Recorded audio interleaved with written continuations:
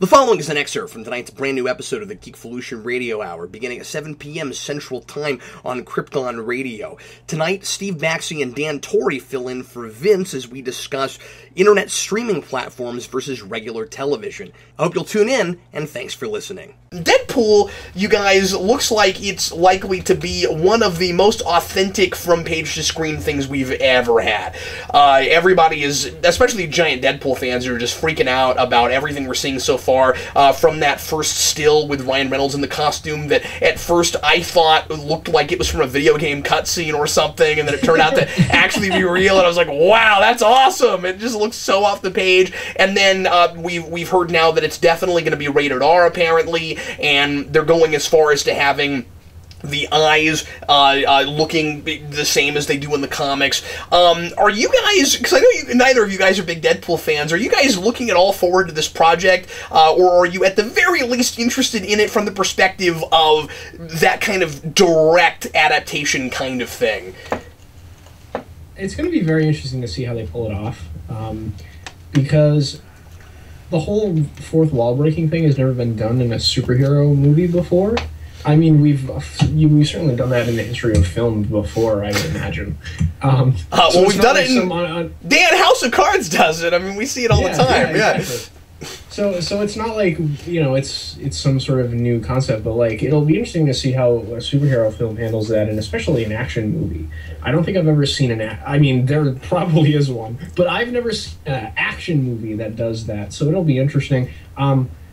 I think it's cool that it's that authentic for people that like Deadpool. I'm not one of them, but for people that are huge Deadpool fans, it's really cool. I'm happy for them that they're getting such an authentic adaptation of their character from the page. That's really cool. Yeah, I mean, I essentially agree with you. I'm not a Deadpool fan, really, but when you get pictures like Deadpool on the toilet reading his own comic book with Ryan Reynolds in the costume, or him laying on a bearskin rug, you can't help but be excited for Deadpool fans, because they're getting a truer adaptation than most of us ever get. Like, a lot of the times we get to see the first costume stills, or we see production art, and we have to kind of let it grow on us, like the Captain America costume or Spider-Man costumes. Like, over time, we come to accept the changes and we see the practical reasons for it. That's not there at all with Deadpool. It's from the get-go off the page. So that's immediately exciting. Whether it's good or not, there's at least an attempt being made to get the most iconic Daredevil on the page or on the screen. Deadpool? I thought you said Daredevil. Oh yeah, Deadpool. I'm thinking Daredevil. Well, I think we may be getting that as well, but yeah. I think one of the things that might be cool about this, at least from my perspective, is if they end up doing that X-Force movie and it's based on Remender's run, Ryan Reynolds will probably get to be in that, which would be cool. And I really like Remender's X-Force, and if they do some of the stuff, especially with Apocalypse and Young Apocalypse, and it ties into the X-Men Apocalypse film somehow, because that's what Remender's run is all about, and them traveling back in time to kill Apocalypse before he's born, like the classic, what if you could go back in time and kill Hitler as a baby kind of scenario that people always talk about. That would be really cool. I think since Jackman's going to go away as Wolverine soon, they're likely to replace him with Cable, and then we'll just have Archangel and all those other characters, because Bryan Singer put out a picture recently of Angel, and he's probably going to be in Apocalypse. Awesome. So I think the X-Men universe that they're building here has the potential to be really cool, if anything, as a result of this Deadpool movie for me personally. And it's not ashamed of the comics anymore, you know? Like, with the first X-Men movie, Bryan Singer got off his high horse and finally read comics and found out there was a story being told, but he was still being really tiptoey around what kind of stuff you want to show and what kind of stuff people are ready for. But, I mean, post-Avengers, it's a totally different world. The X-Men can embrace the comics in a way they never did before. I'm hoping that this serves partly as a commentary on bringing comics to screen and maybe even legitimizing comics as a medium a little bit for folks that are watching the movie and don't actually read comics. I mean, the fact that there's already a mention of comics just in the pre-production or the current production stuff that we're seeing is really interesting to me, and potentially telling. I hope that it's not just a gimmicky fourth wall breaking for the sake of fourth wall breaking like the Deadpool comics I don't like. I think that we could create a really interesting kind of metafiction thing with this, and I don't mean that it has to be like ultra super deep, but I hope that it's not just there to be silly and then it's not completely nonsensical. and to actually, but to actually discuss both mediums at the same time, and even like I'm hoping, because I'm sure that there's going to be an element of parody, because there almost always is with Deadpool, and I'm hoping that we can maybe poke fun of and also have a little bit of commentary about the superhero craze and what that is on film right now. And I mean, if they go as far as to have Deadpool know that he's not just in a film but in a superhero film, and talk about a lot of these other things that aren't even in his same continuity, that could be really interesting. Yeah, that's true. It could be a lot of fun to get in-jokes that work for both the comic book fans that are watching all of these movies, and then the people that don't know comics at all. They're just getting the chance to make fun of all the superhero craze, because I know that's really big right now. There are a lot of people, not enough to affect the numbers, but there are a good number of people out there that are sick of superheroes in general. So you get a movie that's so counterintuitive to everything else being released. It's being pitched as being nonsensical, it looks nonsensical, and then it makes fun of the thing that it is in the first place. Yeah. I think that could maybe revitalize some of the people that got sick of superheroes. I think it's very cool that we're getting this as a rated R movie, too. Yeah. I'm very, very surprised that Fox is finally pulling the trigger on a rated R superhero movie, because, the whole thing with why Daredevil was released as a bad movie was because they didn't want it to be rated R. And they've finally become comfortable enough that they're going to release a superhero movie that's rated R. It's going to be very interesting to see how this does in the box office. That's what I'm going to be very interested to see as well, because these superhero movies are rated PG-13, and they do such big guns because everybody gets to go see them. I mean, they're rated PG-13, but everybody takes their kids to go see these movies. There's never really anything all that inappropriate in these superhero movies that you wouldn't take your kids to them necessarily, I don't think. I mean, we've pushed some envelopes, so I'm surprised that there weren't more parents upset with, say, First Class for the coin through the head and stuff like that. I guess we've gotten so desensitized to violence that nobody's afraid of stuff like that anymore. But yeah, to your point, Dan, it's exciting that is possible now, and if it's successful, it opens the floodgates. All bets are off now, and we keep challenging expectations about superhero movies every couple of years. It's really neat. Like, we think about it still as this really formulaic thing, and then we keep releasing movies that are attempting to break that formula. And isn't it interesting how many of them lately have managed that? And you have a lot of naysayers and people that say that they're sick of superhero films, but if you really look at it, it's not the overall the really formulaic, you callable, you know what's going to happen all the time thing that it used to be. What we're really doing now is we're just making a lot of movies based on comics, and a lot of them are of a lot of varying genres and things, and I think this is just another one of those. So now we're going to have something that will be akin to like a really over-the-top, comedic, ultra-violent, black humor grindhouse picture. Yeah. Right? Like Ghost Rider Spirit of Vengeance sort of attempted that, but once again, it wasn't rated R. It couldn't go far enough, and I didn't know what in the world was happening in that movie. But that was a message. Yeah, I agree with you 100% on that, and I'm going to be very interested to see what sort of threads we have connecting it to the wider X-Men universe. Yeah. Because I think it's very likely, because these two characters have a history together, and we saw supposedly a glimpse of this kid in the future in X-Men Days of Future Past, I think it's very likely that the post-credit sequence of this film is Cable coming from the future and confronting Deadpool for some reason. Because Cable and Deadpool had an ongoing series together for a long time, and I think he's likely to be the leader of the X-Force film that they're doing. So I think that's what they'll probably do. You really got to... You'd be remiss not to draw from the Cable Deadpool and Joe Kelly's stuff if you're making a Deadpool movie. That's kind of the crux of what Ryan Reynolds wants to do with the character. Well, and yesterday or today we saw a picture of him finally with his mask off, and it reminds me of the Joe Kelly stuff. So we may get more of that tone than I kind of expected we would. I'm really hoping that we harken back to some of that somewhat more sophisticated, and I can't believe I'm using that word with Deadpool in a sentence, but some of the more sophisticated like black I don't want to say horror stuff, but like thriller stuff. Deadpool is a terrifying, haunting thing in the 90s.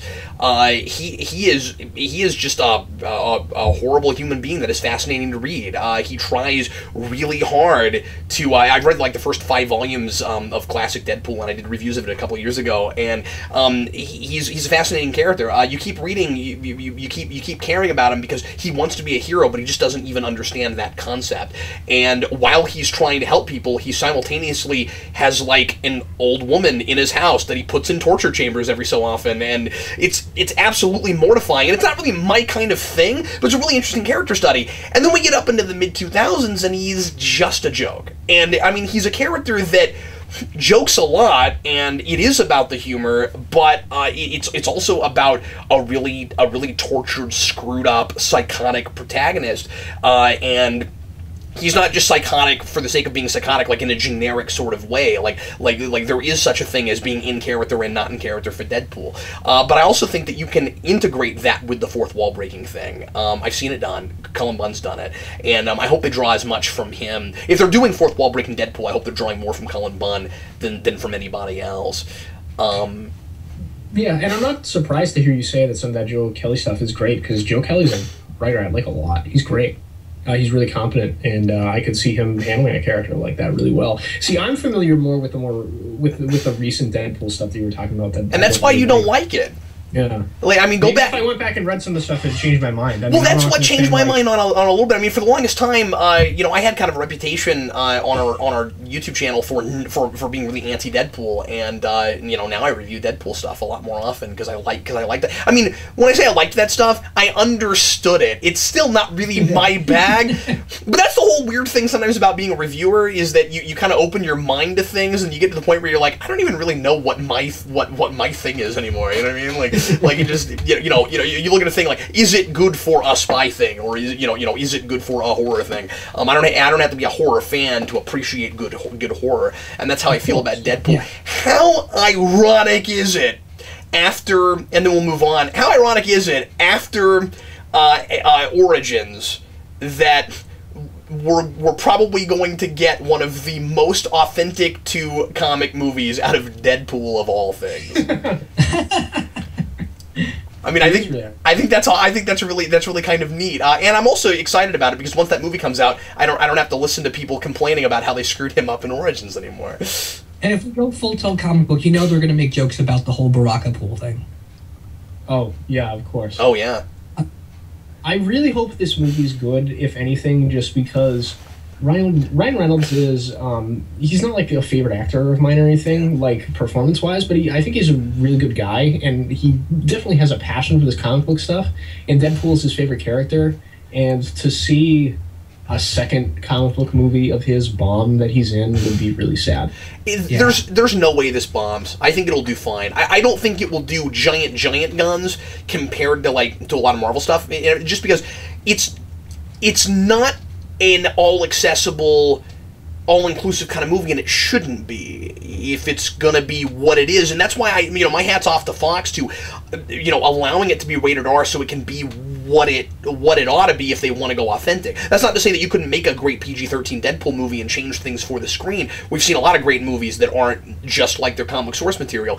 But for the people that love that character, I just think it's really neat that they're allowing it to be what it was. And part of the Ryan Reynolds thing is that he's the guy championing that. He's the one forcing Fox to take risks and make it rated R and make it like the comics because he's passionate about the character. So if it bombs, even if it's not necessarily a bad movie, it just doesn't do well financially, at least Ryan Reynolds got the reputation for the fans to try whatever he can to make the movie they wanted. Yeah, but I think this is a very important project. I think whether you like Deadpool or not, it needs to succeed. Because if it doesn't, then we have this giant precedent for, okay, comic movies must be for everyone. It's been a lot of years since Watchmen that anybody's attempted anything like this. Because people are, studios are kind of afraid of it. My first thought when I heard about this project too was this happening simultaneously with the Daredevil television show is the best thing that happened to the Punisher in years. Exactly. Yeah, when I was thinking about the Punisher just now, because we've attempted somewhat, at least authentic to the idea and the tone and the atmosphere of that character, and they've never done very well. Even the good one, the one from '04 that I think was okay. Even that one didn't do real well at the box office. I think arguably right now Deadpool just has a much bigger fan following than Punisher does, and it's not just those people that will go see that movie, but Deadpool has a reputation. So we're to a point now where even people that have never read Deadpool, they know who he is. I don't know how that happened with that character. I don't know how in the world that happened, but you go to a convention and everybody knows who Deadpool is. A lot of them don't know jack about him except that he's foul mouthed. That's what they know. He's funny and he's foul mouthed, and people like to see that. People like to see that kind of thing. I think the other thing too is that, and maybe this is a horrible thing to say, but also it's going to be raunchy, it's going to be somewhat juvenile humor. People are into that kind of thing. So you'll probably get a lot of people who like the really raunchy rated R comedies that will go to it, because now we have a comic book film that is broaching that. That's also fascinating, right? You get like 5 to 10 to 15 of these every year. There's these really raunchy, kind of gross out, obnoxious comedies that I just don't do anything at all for me, and I don't go to them, but people like them. Really, we've broached that with comic book now. I mean, when people say that comic movies are still formulaic and that people are sick of them and it's the same thing every time, but guys, we're broaching every genre, all of them. If it's gonna be like that, that'll be Ryan Reynolds' career coming full circle from Van Wilder. Yeah, that's exactly right. I just thought of one more thing I want to mention about this, sure. and that is, how cool would it be if the fourth wall breaking thing for Deadpool, because I was talking about the idea of him maybe even knowing that it's an adaptation from a comic book. I think that could be really cool. But the other thing is, what if he's aware of the soft reboot? That would be awesome. Oh, that'd be great. What if he talks about how things used to be one way, but then there was this really crappy X-Men movie that he was in, but he wasn't really himself? And then, like, what if he talks about all that? I mean, how much would the fans just eat that up, right? They would. That's what I want in that movie, and I think there's a really good chance we get that kind of stuff. I mean, I think this movie should be that self-aware. I agree. That would be awesome.